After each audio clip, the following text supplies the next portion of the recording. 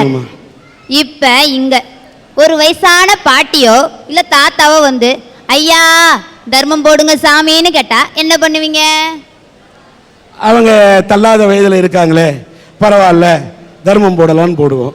போடுவீங்கன்னு சொன்னீங்கல்ல, அவங்க உங்களுக்கு சொந்தமா பந்தமா ஒட்டா உறவா? மனித நேயம்தான். இப்படி எந்த விதத்திலுமே சம்பந்தம் இல்லாத ஒரு ஆளுக்கு போடணும்னு தோணுச்சு பாருங்க, அதுதான் சார் மனிதாபிமானம். ஆனா இப்ப பாருங்க, 10 மாசம் சுமந்து பெத்து வளர்த்து படிக்க வச்சு ஆளாக்குன தாய் தகப்பனுக்கு கூட ஒரு வாய் கஞ்சி ஊத்த மனசு இல்லாம அடிச்சு வீட்டை விட்டு வெளியே துரத்தி முதியோர் இல்லத்துல போய் சேர்க்கிறாங்க பாருங்க. அந்த மனிதாபிமானமே இல்லாத பிள்ளைகளை தான் சார் நாடு கடத்துவேன். சார், சுயநலவாதிங்கிறது யார் தெரியுங்களா? மனிதாபிமானமே இல்லாம இருக்காங்க பாருங்க, அவங்க எல்லாருமே சுயநலவாதிங்க தான். நம்ம நாட்டுல என்ன வளம் சார் இல்ல? அன்னைக்கு பாடினாங்க சார் ஒரு படத்துல, என்ன வளம் இல்லை இந்த திருநாட்டில், என் கையை ஏந்த வேண்டும் வெளிநாட்டில். என்ன வளம் சார் இல்ல? கனிம வளம் இல்லையா? கரிம வளம் இல்லையா? எல்லா வளமும் இருக்கு சார். இருந்தாலும் இன்னைக்கு எல்லா இளைஞர்களும் வெளிநாட்டுக்கு போறாங்க. காரணம், தான் குடும்பம் நல்லா இருக்கணும், தான் நல்லா இருக்கணும். இப்படி எல்லாரும் தான் தான் சொல்லிட்டு எல்லாரும் வெளிநாட்டுக்கு போயிட்டீங்கன்னா வளரும் இந்தியா எப்படி சார் வளர்ந்த இந்தியாவா மாறும்? அதனால தான் சொல்றேன், அந்த மாதிரியான இளைஞர்களை நாடு கடத்துவேன்னு. சார், நம்ம இந்தியா எப்படிப்பட்ட இந்தியா தெரியுங்களா? வேற்றுமையில் ஒற்றுமை கொண்ட நாடு.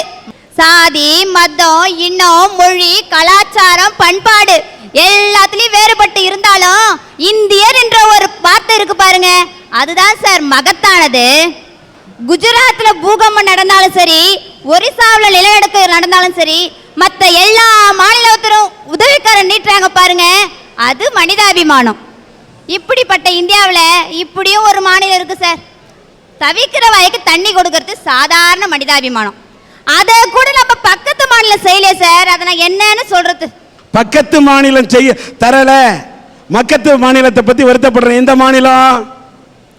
கர்நாடகா சார். கர்நாடகாவில தமிழ்நாட்டுக்கு தண்ணி தரல, நீ வருத்தப்படுறன்ற. ஆனால் தமிழ்நாட்டில் இருக்கக்கூடிய நாம் எப்படிப்பட்டவர்கள் தெரியுமா? உதாரணம் சொல்ற, ஏன் கர்நாடகத்தில் போய் தமிழ் பட ஷூட்டிங் எடுக்க போனவங்களை அடிச்சு உதைக்கிறாங்க.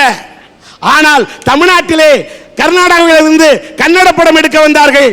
அந்த கன்னட படம் எடுக்க வந்தவர்களுக்கு தமிழக முதல்வர் தமிழின தலைவர் டாக்டர் கலைஞர் அவர்கள் பாதுகாப்பு கொடுத்தார்.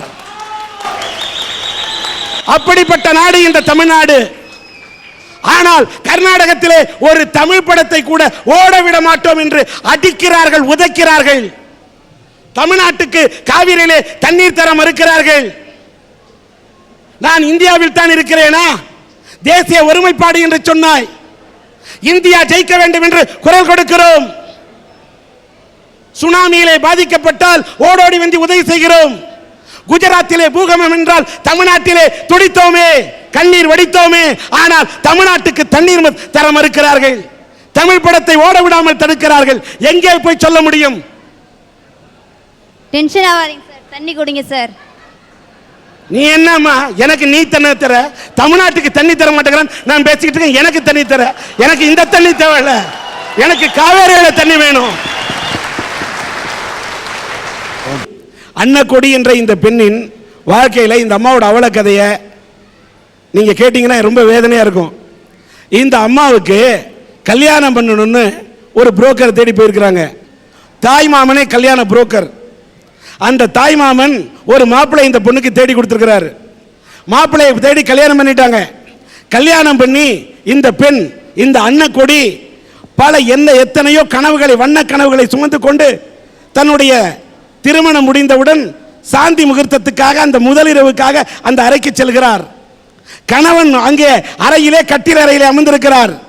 சினிமா காட்சி அல்ல, ஒரு நாள் அல்ல, 2 நாள் அல்ல, ஒரு வாரமா பேசவே இல்லை. ஏதோ பேசுறார் சம்பந்தம் இல்லாம. என்னங்க புருஷன்றீங்க?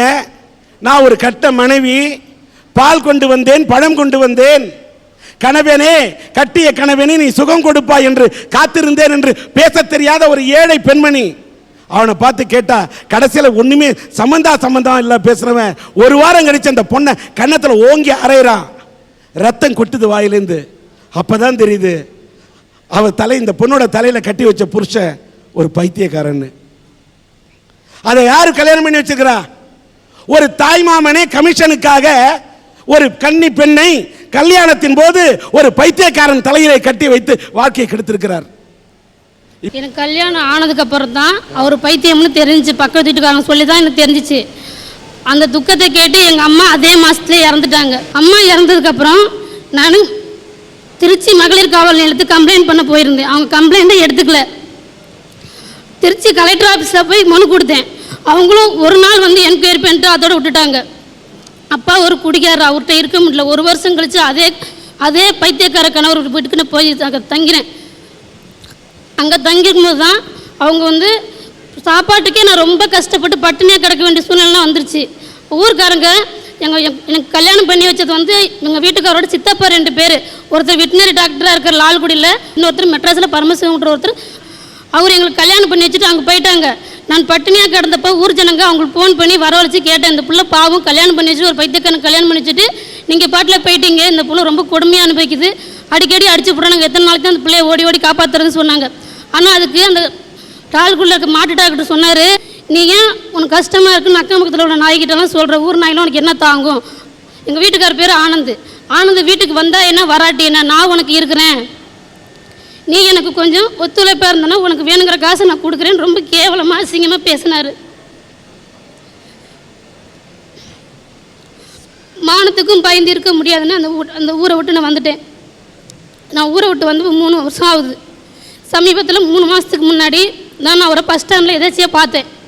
அந்த லால்குடியில் இருக்கிற மாட்டு டாக்டராக இருக்கிறவர் என்னை பார்த்து கேட்குறாரு, அன்னைக்கு என்னமோ பெருசாக ஒத்துக்க மாட்டேன்ட்டு போனேன், இன்றைக்கி நடு ரோட்டில் வந்து நிற்கிற, நீ உனக்கு தான் இந்த நஷ்டம், எங்களுக்கு ஒன்றும் நஷ்டம் கிடையாது. இதே ஆனந்தனுக்கு நாங்கள் அடுத்த மாதம் கல்யாணம் பண்ண போனோம். என்ன பண்ண முடியும் அங்கே ஒன்றால்? நான் நினச்சேன் நான் எது வேணுமாலும் சாதிப்பேன், ஒன்றாலும் சரி சாதிக்க ஆகாது அப்படின்னு சொல்லிட்டாங்க. ஏன்னா அவங்க சொன்னது வந்து எனக்கு ஒன்றுமே தெரில. என்னை வந்து அவங்க கேவலமான சுயநலத்துக்காக இன்னொரு பொண்ணு என்ன கெடுத்தது இல்லாமல் இன்னொரு பொண்ணோட வாழ்க்கையும் கெடுக்க பார்க்குறாங்க. அந்த பெண்ணு யாருன்னு எனக்கு தெரியாது, அந்த ஊர் பேர் தெரியாது. இந்த நிகழ்ச்சியை பார்க்குற அந்த பொண்ணு ஊருக்காரங்கள தயவு செஞ்சு மாப்பிள்ளையை விசாரித்து நான் பட்ட குடும்பம் உங்களுக்கு வேண்டாம்னு சொல்லித்தான் நிகழ்ச்சிக்கு வந்திருக்கேன். தான் வாழ்க்கை பாதிச்சிச்சு, ஆனால் இன்னொரு பெண்ணுடைய வாழ்க்கை பாதிக்கப்பட்டு விடக்கூடாது என்பதை எடுத்து சொல்ல ஒரு பெண் கண்ணீர் மல்க இங்கே வந்து நிற்கிறாங்க. அந்த மனித மிருகத்துக்கு இந்த அம்மா வயசுல ஒரு பேத்தி இருக்காராம்.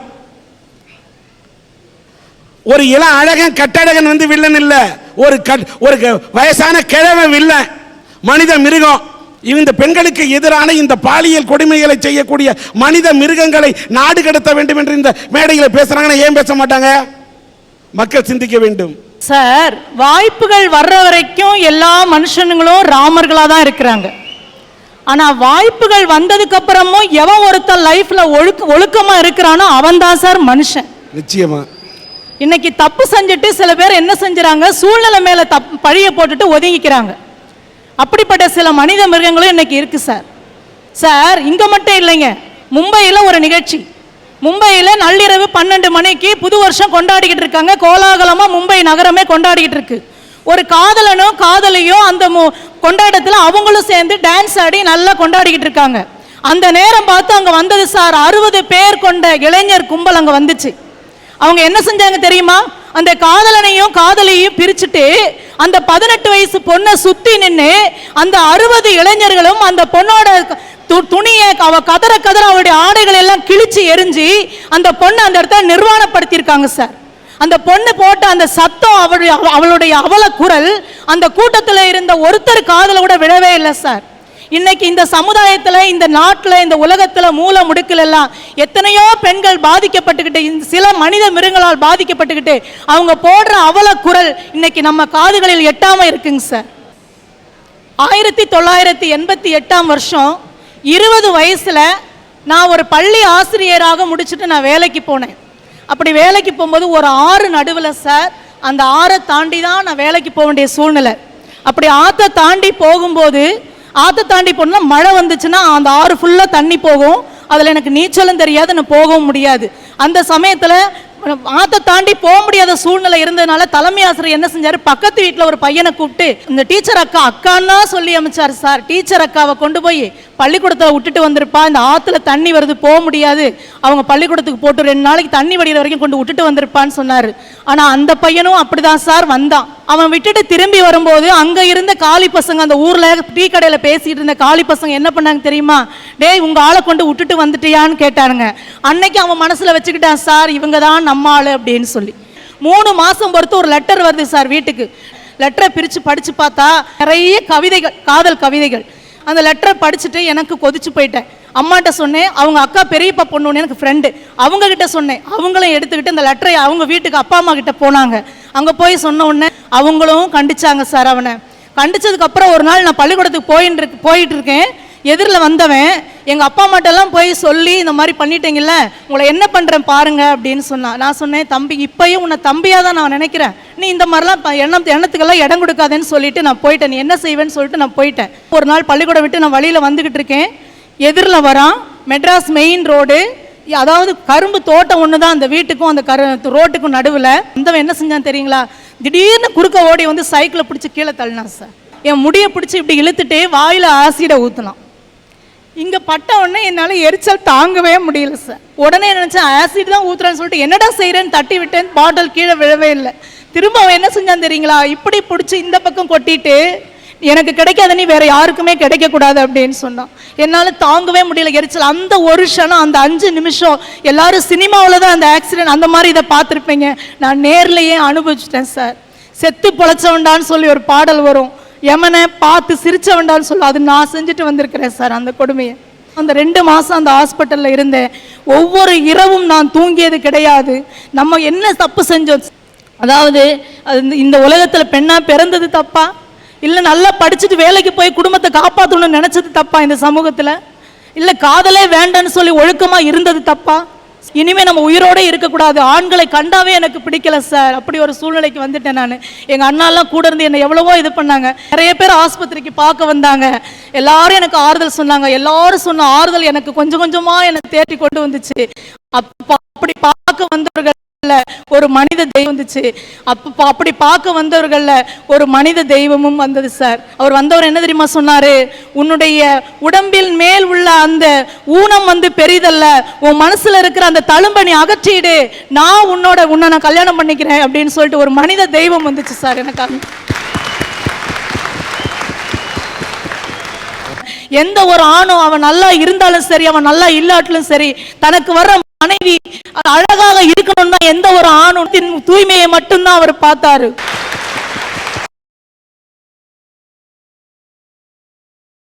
சரி, அவன் நல்லா இல்லாட்டிலும் சரி, தனக்கு வர்ற மனைவி அழகாக இருக்கணும் தான் எந்த ஒரு ஆணும் நினைப்பான். ஆனா என்னுடைய கணவர் என்னுடைய உள்ளத்தின் தூய்மையை மட்டும்தான் அவர் பார்த்தாரு.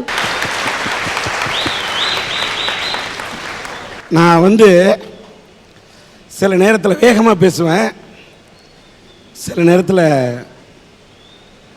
மனசு தாங்க முடியாமல் பேசுவேன். நீ இந்த சமுதாயத்தில் மனித மிருகம் இருக்கிறது என்று சொல்லிக் கொண்டிருந்த இதே அம்மா ஒரு மனித தெய்வம் இருக்கிறது என்று இந்த பெண்ணுக்கு வாழ்க்கை கொடுத்த ஒரு கணவரை பற்றி சொன்னார். அவனும் இந்த சமுதாயத்தில் தான் சார் இருக்கான். அந்த மனித தெய்வத்தை நான் மேடைக்கு அழைக்கின்றேன்.